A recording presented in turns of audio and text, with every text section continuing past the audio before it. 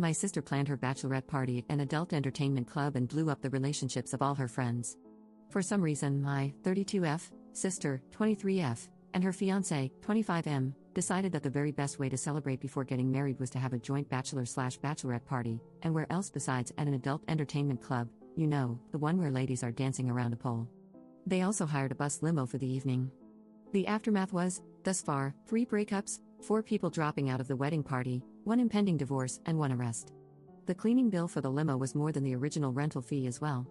She was crying to our mom at dinner the other day, and I snorted. I tried not to, I honestly did. I was trying my best to just keep my mouth shut. She asked me what was so funny. I said that I wasn't sure what she expected to happen, getting a group of people drunk, using illicit substances, and getting pent up watching exotic dancers.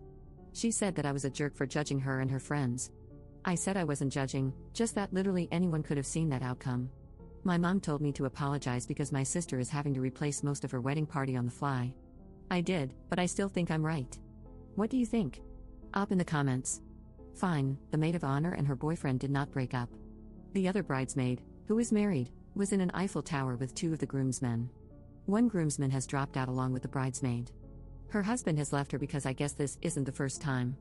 The other groomsman in that group has no craps to give and will be attending. We are lucky that by the time the cops showed up, everything illegal had been taken, eaten, ingested, or swallowed. I stayed mostly sober and stayed with my sister all night so she could party and not do anything too stupid. My husband also attended, and I had tasked him with keeping an eye on the groom.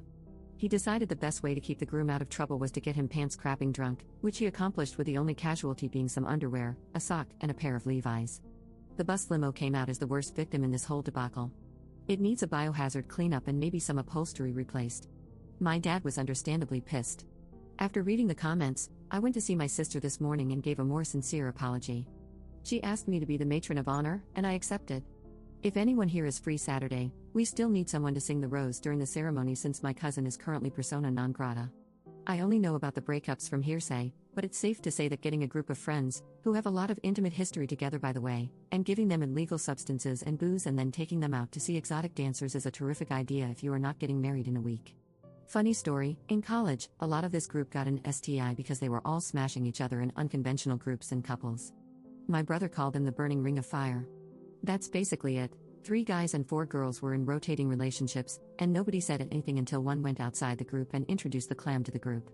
Hence, the burning ring of fire. Update 1. If you were hoping for more debauchery, you will be sorely disappointed.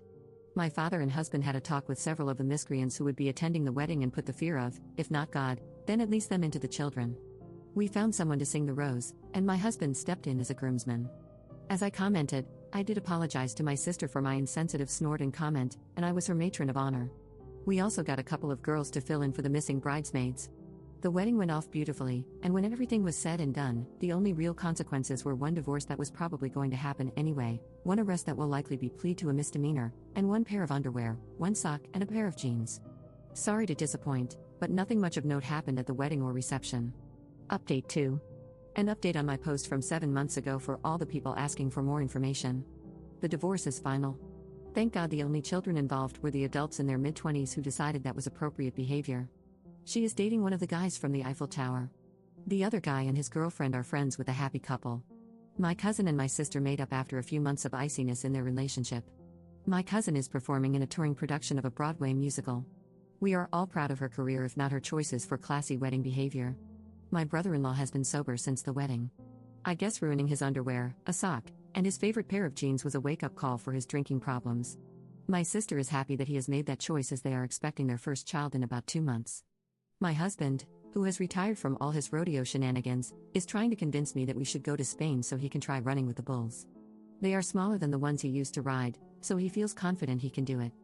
So it seems like my sister is not the only person in my life who can't imagine consequences. I'm going to try and talk him into going to see it first before he decides to participate. And last but not least, the maid of honor that dropped out of my sister's wedding party is getting married to the boyfriend that got arrested trying to break into the bus limo. They are having very separate bachelor/bachelorette parties. The girls are going to Branson, which was described as Vegas if it was run by Ned Flanders. The boys are going to go golfing in Myrtle Beach. My husband and I are invited and will attend. I asked my husband not to get involved if anything crazy kicks off. Thanks for checking in. I think that covers everything.